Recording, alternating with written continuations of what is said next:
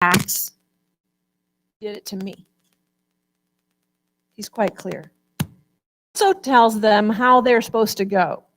And this is, the part about going into suffering, going to support those in need, doing this kind of work, we can kind of resonate with that. That feels like something we ought to be doing. It's like something we grab onto and take responsibility for. But he says, here's the deal.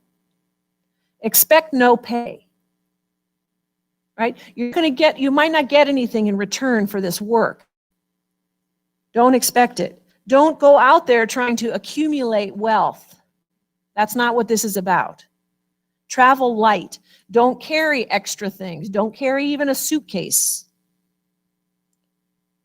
Give your blessing to those who give you hospitality, and take your blessing away if people don't want to give you hospitality, right? If they're not interested in what you have to say, Jesus says, dust off your sandals.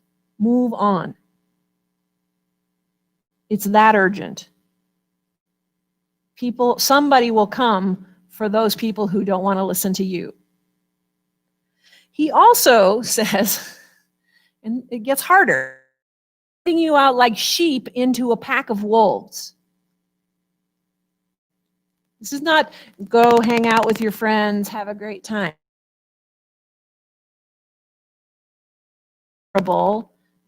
Potentially to people who want to do you harm. And he wise as serpents and innocent as doves. In other words, be smart, know what's going on, but also stay vulnerable. With you, the most vulnerable position that Jesus takes on the cross, which is arms outstretched, fully exposed, anything that can be harmed to be damaged. This is how Jesus expects his disciples to lead. Be aware and alert for when trouble might come, but to stay open and to take risks. He says, no, it's going to happen. We've already seen it happen to Jesus. His own family members thought he might be going off the deep end around him to try to take care of him. Right? Look, Lord, here are your brother and your brothers and your mother. Who's my family? Here's my whole family.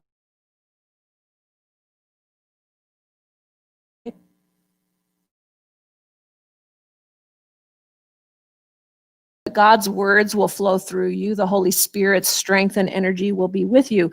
And when you're persecuted in one place or when you're rejected in that place, move on. Keep going. Don't let it stop you. Friends, this is the lead that Jesus calls us toward today. This discipleship calls his followers to embrace. This leadership life is defined by take up your cross and follow me.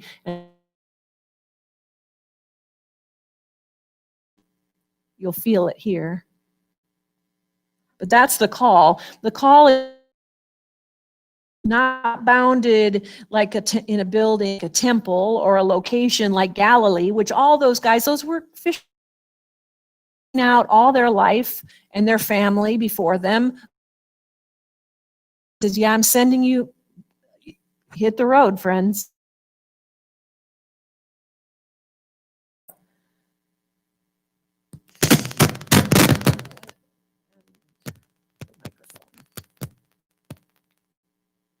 Jesus calls us to get on the road. What does that look like for each one of us? We might want to think about where we like to protect ourselves, what we hold close, what we grasp onto a little bit more tightly maybe than we should. Leaders, Jesus says, disciples are going to let that go. You're going to let it go where God calls you to go. Though, above all of this is that God has for God's people, the love that Jesus had for his people, the love that we're called to have for our people. Jesus, just as much as you love yourself. Well, we could start with that. What would it look like if we just started living that every day? All that I have for myself, I'm going to provide for my neighbor. Ready? Not so much. Love your enemies. Love your enemies, in case the Holy Spirit didn't get to them. Even people that hurt you, do good to them too. Yeah. Love strangers. People you've never seen before. People who might be very different. Love them as much as you love yourself. The bottom line, love as unconditionally, vulnerably, opening yourself, opening ourselves to the possibility that we might suffer too, is really the call to deep love. To lead as Jesus did means that we have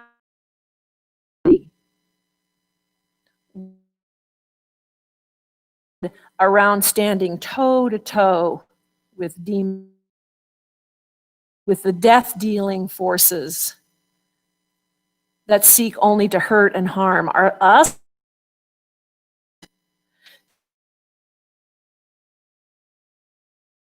To heal, to bring hope. It's going to be risky. It's going to be complicated.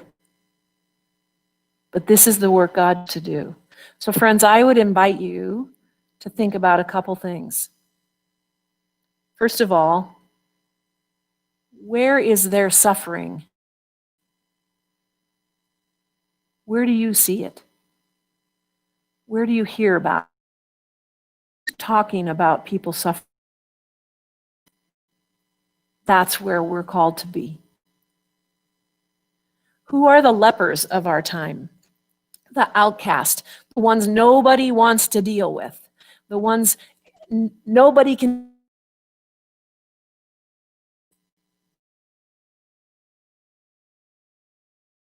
So where do we see people in bondage, held hostage by demonic forces of our day? The demonic forces of racism and white supremacy, of economic oppression and poverty, of homophobia, of misogyny. These are the demons of our day.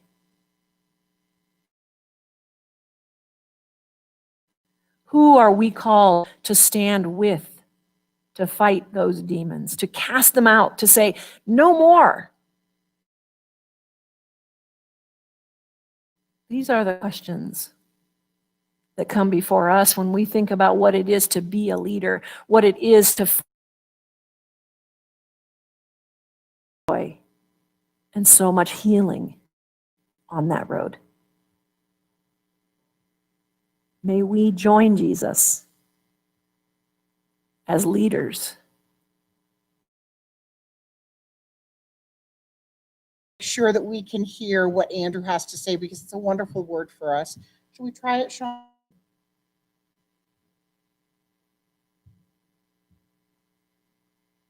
Yeah, that's